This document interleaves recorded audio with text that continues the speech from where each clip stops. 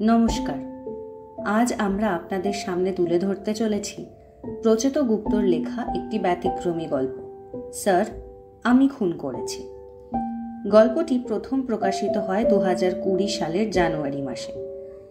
এটি শুধু এক স্বীকারোক্তির গল্প নয়, ভালোবাসা, অপরাধ ও আত্মপরিচয়ের দ্বন্দ্বে জর্জরিত এক মানুষের অস্পষ্ট অথচ স্পষ্ট আত্মপ্রকাশ। চলুন শুনে নি স্যার আমি খুন করেছি।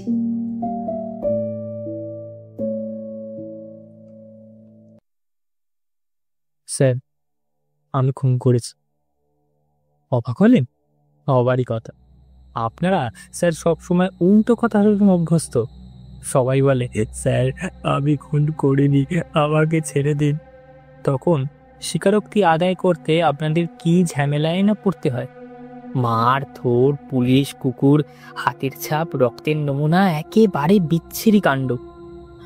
আমার বেলা সেসব কিছুই হবে না। আমি নিজেই বলতে এসছি, আমাকে অ্যারেস্ট করুন, লকআপে নিয়ে যান স্যার, কাল কোর্টে চালান করবে, কোনো চিন্তা নেই।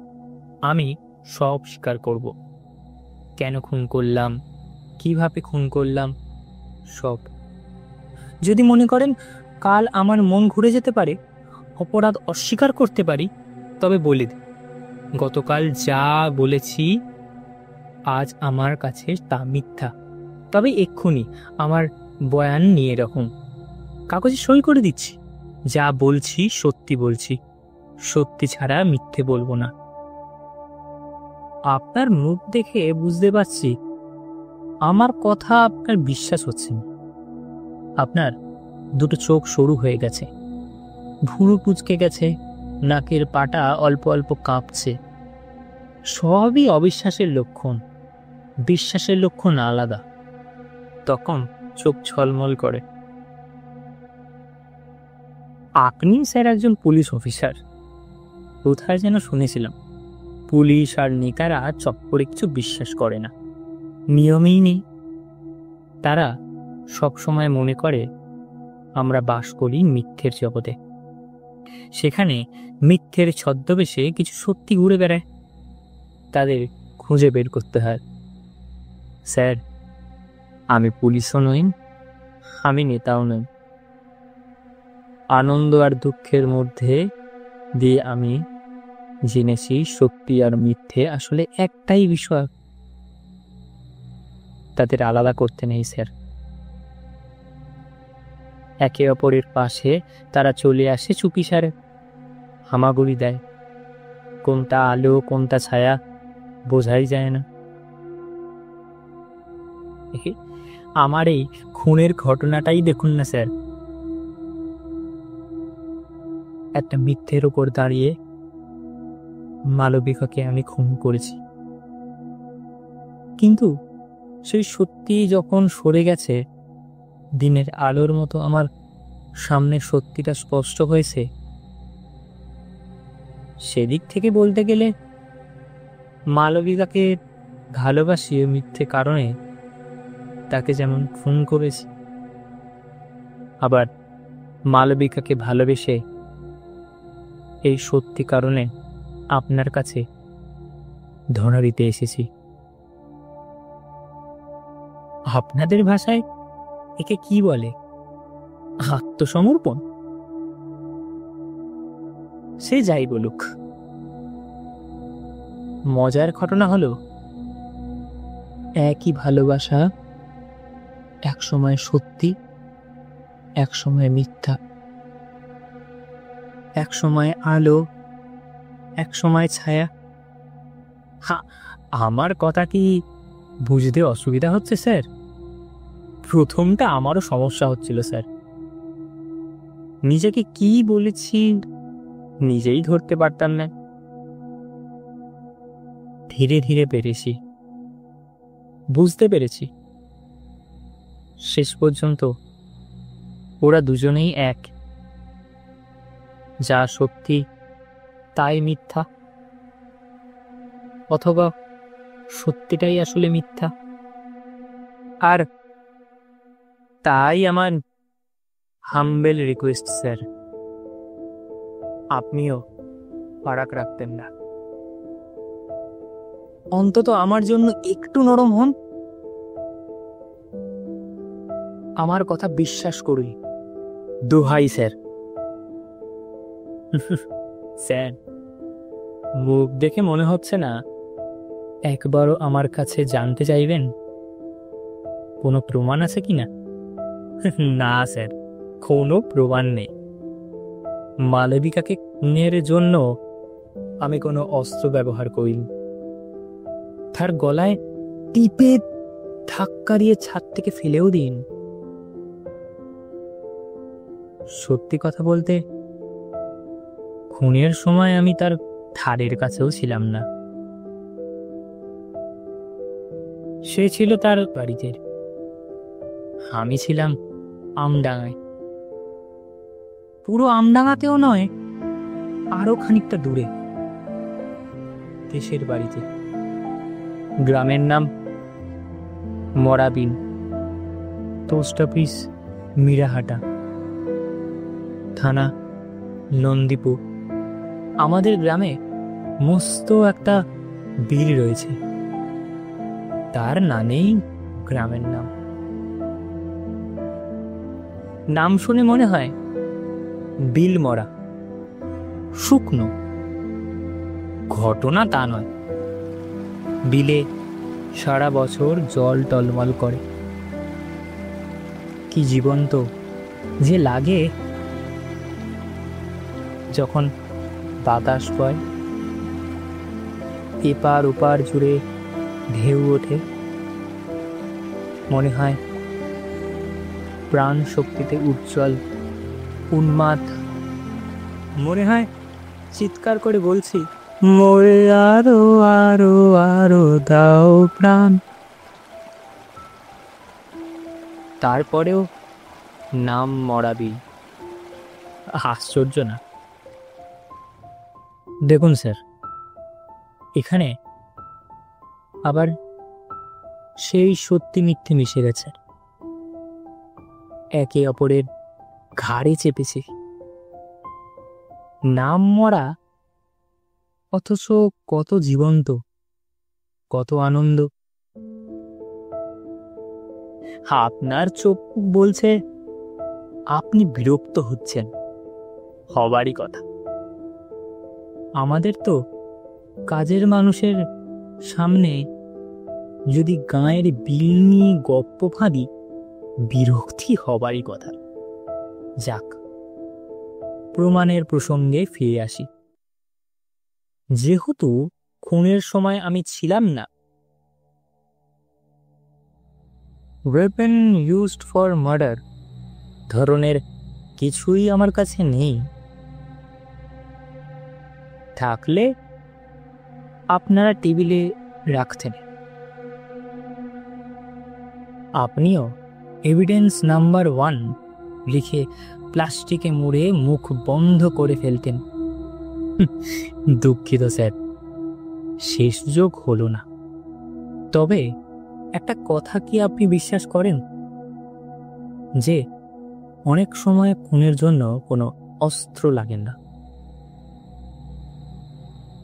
স্যার, নিজেকে দোষী প্রমাণ করার সমস্যা আরও আছে।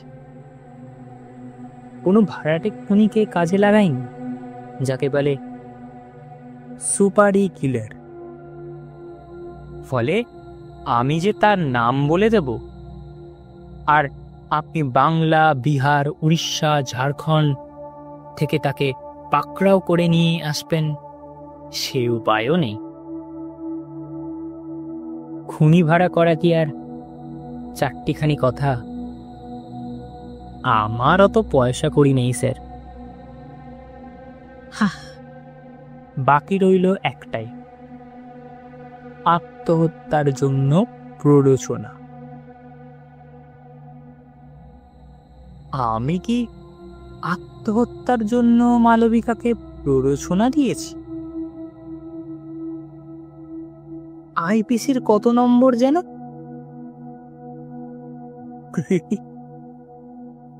আমি স্যার মালবিকাকে চিঠি লিখেছিলাম। তোমাকে ভালোবাসি।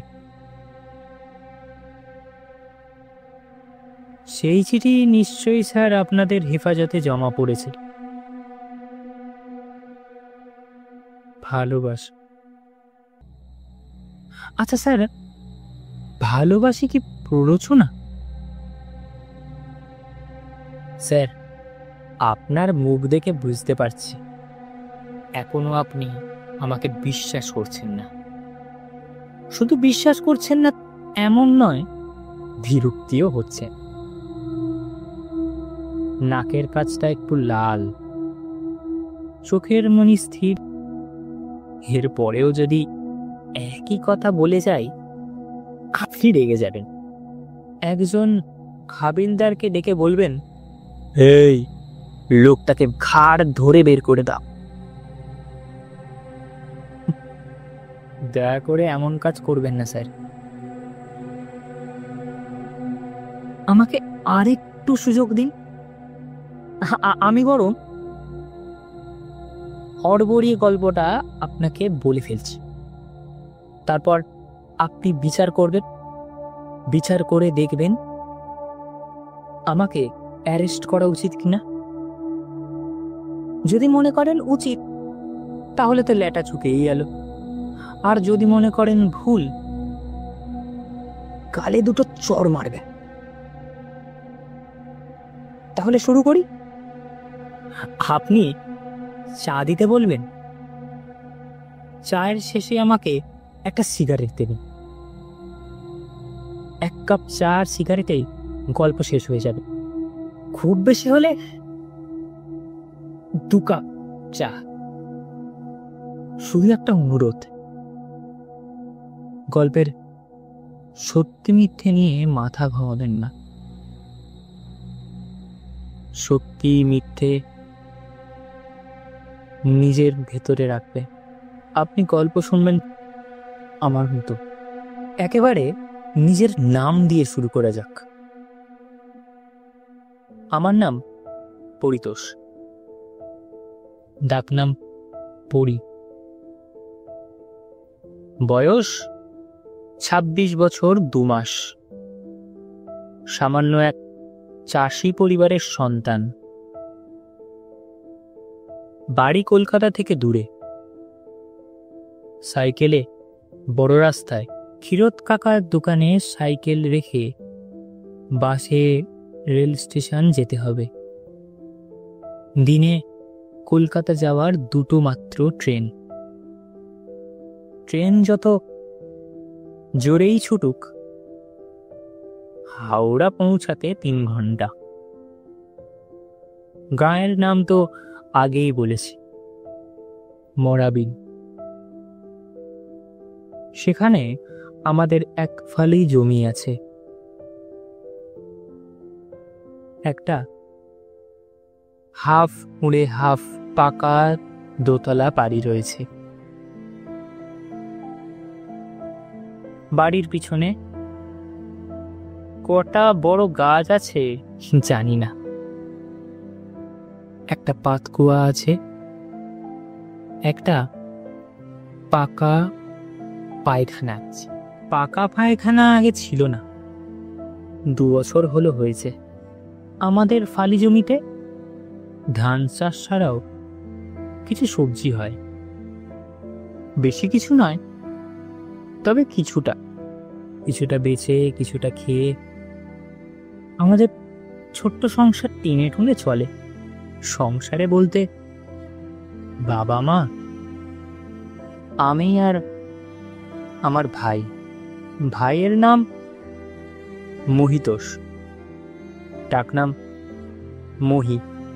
মহির সঙ্গে আমার বয়সের পার্থক্য লম্বা, 12 বছর। সমস্যা সেটা নয়। সমস্যা হলো আমার ভাই জন্ম থেকেই শোয়া। মেরুদণ্ডে কঠিন রোগ। ডাক্তার বলেছে রোগ না, শিরদাঁড়ায় খামতি রয়েছে। মানুষের সোজা হয়ে দাঁড়ানোর জন্য যে জরুরি কুশেরুকাগুলি অতি প্রয়োজন, মহির তার মধ্যে দুটো নেই। এই মানুষকে কৃত্রিম উপায়ে কিছুটা সোজা করবার জন্য বিপুল খরচ। সেই খরচের 10 ভাগের 1 ভাগও আমাদের নেই। ফলে একটা সেকেন্ড হ্যান্ড হুইল চেয়ার জোগাড় করা ছাড়া আমাদের করবার কিছুই ছিল না। সেই চেয়ারে তেমন কাজ হতো না। ধরে না থাকলে ভাইয়ের মাথা হেলে পড়ত। তারপরেও বাবা বাবার মতো, মা মায়ের মতো চেষ্টা করেছে। যেটুকু পারে ডাক্তার দেখিয়েছে,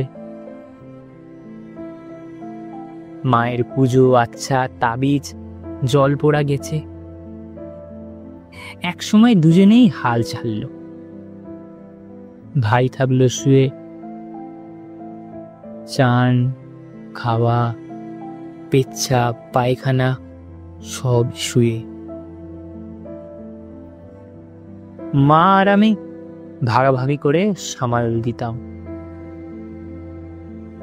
আবার জমিতে থাকতো বাবা, না থাকলে খাবো কি?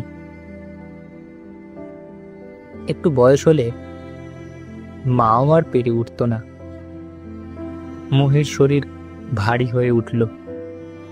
আমিও মহিকে দেখতে শুরু করলাম। বাড়ির এই কঠিন অবস্থা সত্ত্বেও কিভাবে যে আমি লেখাপড়াতে ভালো করেছি।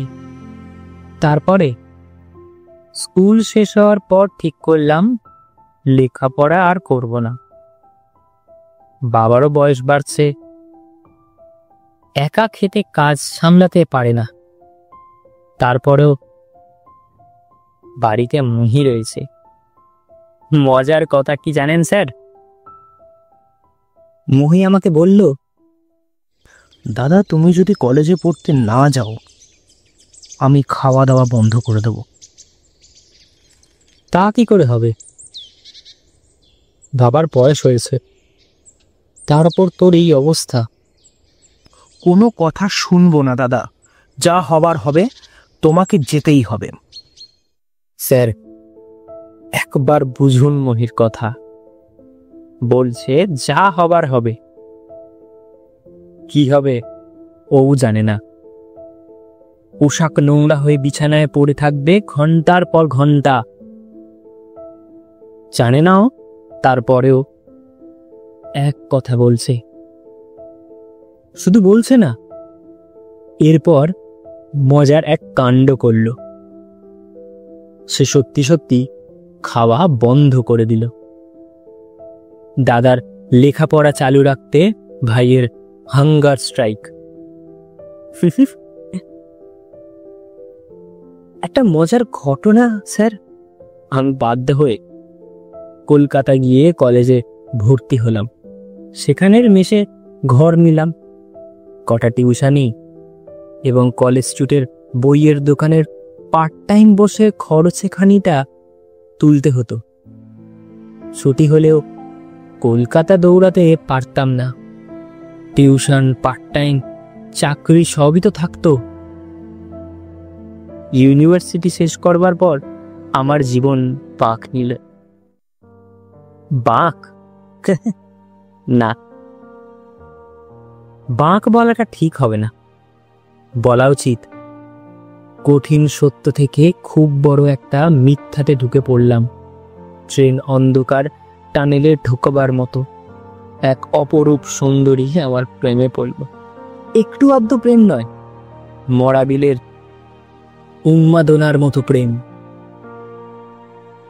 এই মেয়ে আমার ইউনিভার্সিটির এক অধ্যাপকের কন্যা। ভালো রেজাল্ট করবার জন্য প্রফেসর আমাকে একদিন বাড়িতে চা খেতে ডেকেছিলেন। সেখানেই মালবিকাকে দেখি, নাকি মালবিকা আমাকে দেখে। সেটাই বলা যথার্থ হবে। মেয়েটি ইঞ্জিনিয়ারিং পড়া শেষ করে চাকরি বাছাই করছে। ভালো কোম্পানি, নাকি আরো ভালো কোম্পানি? এই দেশে নাকি বিদেশে? আমাদের চায়ের আসরে এসে যোগ দিয়েছিল। স্যার পরিচয় করিয়ে দিলেন।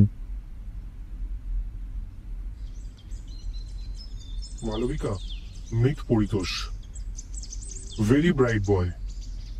খুব হার্ড জীবনের মধ্যে দিয়ে চলেও লেখাপড়া ভীষণ ভালো করেছে। শহরে থাকলে বইয়ের দোকানে পার্ট টাইম কাজ করে, আর গ্রামে গেলে বাবার সঙ্গে লাঙল ধরে। আমি ঠিক করেছি ও যাতে গবেষণা করতে পারে তার জন্য সব রকম অ্যাসিস্ট্যান্স দেব। ভালো। স্যার, তখন বুঝতে পারিনি ওই মেয়ে আমার প্রেমে পড়ে গেলে। বোঝার কোনো কারণও ছিল না। আমি তো মুখ তুলে তাকাইনি। শিক্ষিত বুদ্ধিমতী কোনো মেয়ে এভাবে দেখলাম আর ভালোবেসে ফেললাম, সিস্টেমে করে না। ও ঘটনা উত্তম সুচিত্রা সেনের আমলেই শেষ হয়ে গেছে। আমার জীবনে সেই জিনিসই ফিরে এলো। আমি বুঝবো কি করে? প্রথম দেখার দিন 15 পরে আবার প্রফেসরের বাড়ি গিয়েছিলাম। উনি ছিলেন না, খবর পাঠিয়েছিলেন কোথায় আটকে গেছেন, ফিরতে দেরি হবে। মালবিকা আমার কাছে বসলো। এ কথা সে কথা পর গভীর গলায় বলল, আমি যদি একটা কথা বলি, আপনি রাজি হবেন? কি কথা? মালবিকা চোখ তুলে তাকালো। তাকে দেখতে এতই সুন্দর যে গম্ভীর কোলেও সুন্দর লাগতো। আগে বলুন, রাজি আছেন? তার চোখের চাউনিতে আমি নার্ভাস হলাম। এমনিতেই এই মেয়ের প্রখর ব্যক্তিত্ব, তারপর প্রফেসরের মেয়ে।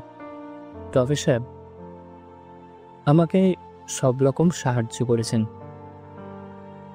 গবেষণার গাইড করেছেন তো বটেই, বই দিয়েছেন, ইউনিভার্সিটির হোস্টেলে ঘর ঠিক করে দিয়েছেন।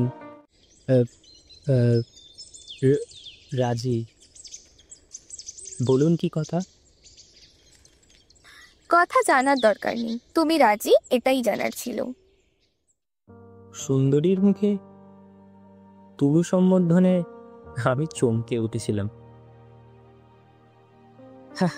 সময় কম, প্রেমের বিস্তারিত ঘটনায় যাব না স্যার। শুধু বলে রাখি, প্রেমের প্রকাশ ছিল সত্যি এবং মিথ্যের মাঝখানে।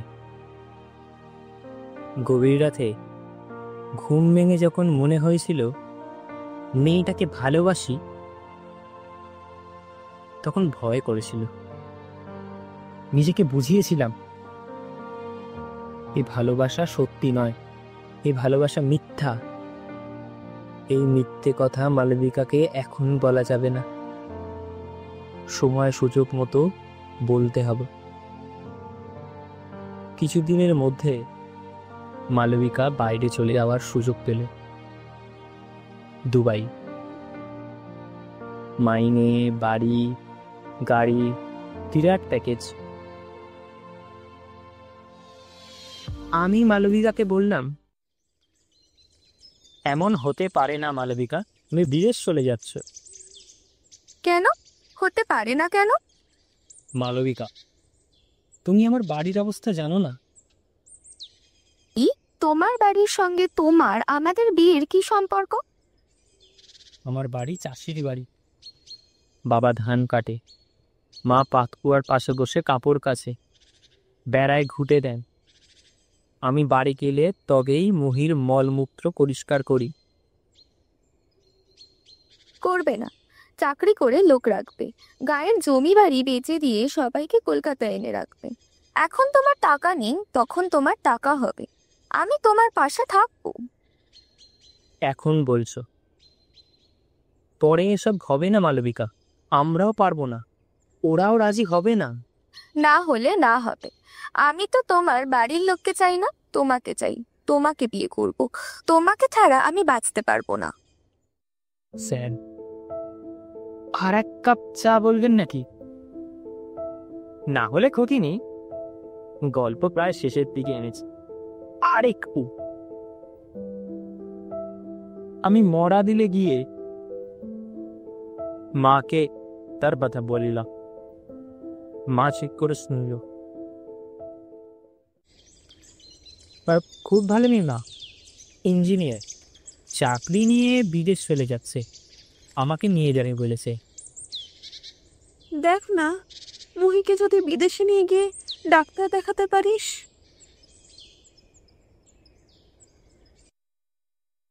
আমি বাড়ি ফিরে কে বললাম, মা রাজি হয়েছে, মহিকেও বাইরে নিয়ে যাবে। মালবিকা কুচকে বিরক্ত। এটা একটু বেশি হয়ে যাচ্ছে না পরি? আগে আমি যাই, তোমাকে নিয়ে যাই, তারপর তো তোমার ভাইয়ের কথা। মালবিকা আমার গালে হাত রেখে নরম গলায় বলল, চলো তোমার গায়ের বাড়ি থেকে ঘুরে আসি, তোমার মা বাবার সঙ্গে দেখা করি। আচ্ছা যাব। যাবো না, কাল সকালেই চলো, এরপরে আর পারবো না, খুব ভোরে গাড়ি নিয়ে বেরিয়ে যাব। আমি দেশের আগাম খবর দিতে পারলাম না। পরের দিন বেলায় আমি আর মালবিকা নড়াবিলে পৌঁছালাম। গোটা পথটা মালবিকা খুব উৎসাহে কাটল। বাড়িতে এসে মুখ শুকিয়ে গেলে। যাবারই কথা। মা বিরাট জ্বর বাঁধিয়ে বিছানায় শুয়ে টোকরাচ্ছে। বাবা খেতে গেছে। মহি বিছানায় নোংরা করে শুয়ে আছে, কুকড়ে লজ্জায়, যেমনটা চিরকাল পেয়েছি। যেন ওর অসমাপ্ত সিদ্ধারার জন্য ও দায়ী। দুর্গন্ধে বাড়িটা ঢোকা যাচ্ছে না। আমি মালবিকাকে বাইরে এক মোড়া এনে দিলাম। বস। মালবিকা বসল না। সে কাঁধ থেকে ব্যাগটা রেখে মাকে নিয়ে করল। মাথা ধুয়ে গা স্পঞ্জ করে দিলে। রান্নাঘরে গিয়ে খুঁজে পেতে দুধ বের করলে। স্টোভ জেলে গরম করলে, মাকে দিলে। নিজের ব্যাগ থেকে প্যারাসিটামল ট্যাবলেট বের করে দিলে। আমি ভাইকে পরিষ্কার করলাম। পাঁচা কলা করে নিয়ে গেলাম, স্নান করলাম। মালবিকা ওর বিছানায় পাউডার ছড়ালো, এক পাশে ধূপ জেলে দিলে। বাবা জল কাদা মেখে ফিরলে মালবিকা পায়ে হাত দিয়ে প্রণাম করলে। তারপর রান্নাঘরের দখল নিলে। ভাত বসালো, ডাল তরকারি বানালো, ঘরে যা ছিল তা দিয়ে স্যালাড বানালে। দুপুরে সবাই গরম ভাত খেলাম। বাবা, মা, ভাই মালবিকার উপর খুব খুশি। মা তার মাথায় হাত রেখে আশীর্বাদ করলে। যাবার সময় মহি মালবিকার ভাত চেপে ধরলে। দিদিকে সে ছাড়বে না। সব থেকে মজার কাণ্ড করল বাবা। বলল, মাগো, তোমার বাবাকে তোমার কুষ্টিটা বার করে রাখতে বললো দেখি। আমাদের বাড়িতে আবার বিয়ের আগে কুষ্টি বিচার না করলে হয় না। আমি বুঝতে পেরেছিলাম সবই মিথ্যে। এই যত্ন, এই খুশি, এই ভালোবাসা সব সব পুড়িয়ে যাবে এই বাড়ির জন্য। বাড়ির লোকজনের জন্য যে অবহেলাটুকু করে থাকবে সেটাই শেষ পর্যন্ত সত্যি হবে। আর আমিও সেই সত্যির একটা অংশ হয়ে যাব। আবার একদিন মা জ্বর বাঁধিয়ে বিছানায় শুয়ে কোঁকড়াবে, বাবা খেতে যাবে জল কাদা মাখতে, মহি বিছানায় নোংরা করে শুয়ে থাকবে টুকরে মুকড়ে, অনেকটা লজ্জা নিয়ে। মালবিকা চাইলেও আমি এখানে সেদিন আসবো না, ঝগড়া করব, বিরক্তি হব, কারণ আমি ততক্ষণে যে মিথ্যিকে ভালোবেসে ফেলেছি।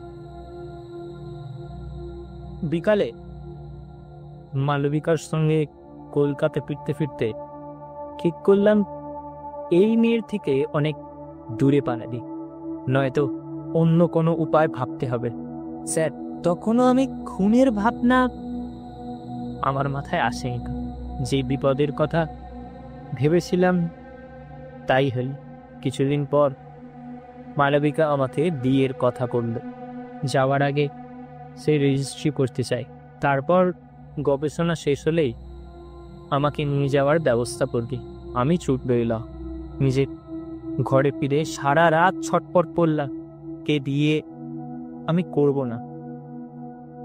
কারণ আমি মালবিকাকে যতটা ভালোবেসেছি ঠিক ততটাই ভালোবাসি না। শুধু আমার বাবা মা শয্যাশায়ী ভাইকে ছেড়ে চলে যাওয়ার নয় স্যার, মালবিকা এমন একজন যে আমাকেও আমার থেকে সরিয়ে নিয়ে যেতে পারবে। সেই সম্মোহন, সেই মায়া, সেই ক্ষমতা ওর আছে। ময়াল সাপের মতো চাপটে পিষে ভালোবেসে মেরে ফেলবে আমাকে। আমার দম বন্ধ হয়ে যাবে। আমি কি নিয়ে বাঁচবো স্যার? পরের দিন ভোর হতেই আমি কলকাতা ছেড়ে পালালাম।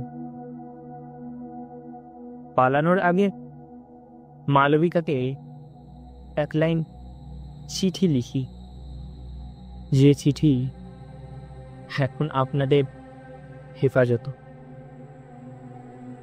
চিঠিতে লিখি, মালবিকা, আমি তোমাকে ভালোবাসি, আমি হারিয়ে গেলাম। মালবিকা উন্মাদের মতো আমাকে খুঁজতে লাগলো। সে হোস্টেলে গেল, আমাকে পেল না। মরাবিল গেল, আমাকে পেল না। এভাবে 1 মাস কেটে গেল। মালবিকা তার বিদেশ যাওয়া পিছিয়ে দিল। আবার মরাবিল গেল। আমি খেতে লুকিয়ে থাকলাম। স্যার,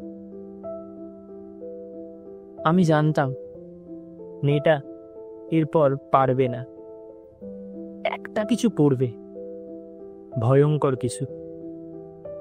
এই প্রথম তাকে মুখ ফুটে এত কষ্ট করে ভালোবাসার কথা জানিয়েছি না।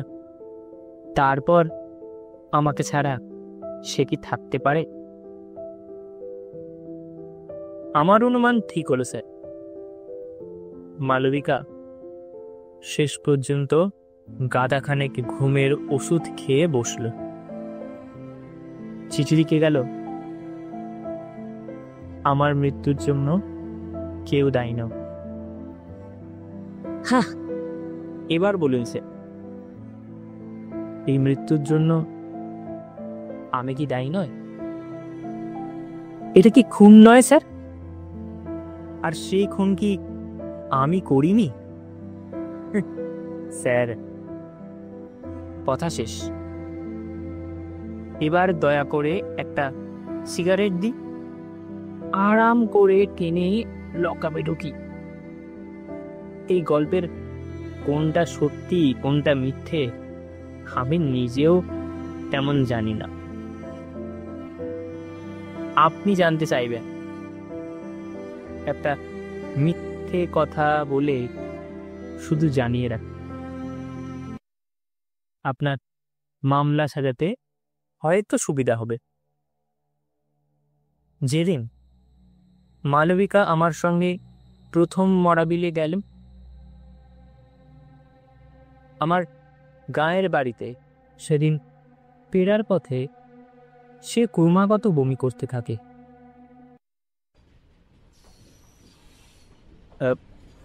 কি হয়েছে মালবিকা?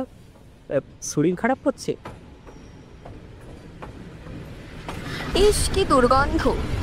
দুর্গন্ধ? কিসের গন্ধ? আমি অবাক হয়েছিলাম স্যার। দুর্গন্ধ? তার সেভাবে পাওয়ার কথা নয়। সে তো বাড়িতে ঢুকেইনি। আমি ওকে একটা মোড়া এনে দিয়েছিলাম, বাইরে বসেছি, জলটুকু পর্যন্ত শুনল। তাহলে স্যার, আমাকে এবার লকআপে করবার ব্যবস্থা করি। আপনারা শুনছিলেন শ্রুতি সাহিত্যের আজকের উপস্থাপনায় প্রচেত গুপ্তর লেখা স্যার, আমি খুন করেছি। প্রধান কথকের ভূমিকায় ইন্দ্রজিৎ, মহির চরিত্রে শ্রীকান্ত, প্রফেসর ও পরিতোষের বাবার চরিত্রে সায়ন্তন, মালবিকার চরিত্রে তৃষা এবং মায়ের চরিত্রে ইন্দ্রাণী। গল্পটা কেমন লাগলো তা আমাদের জানাতে ভুলবেন না। ধন্যবাদ।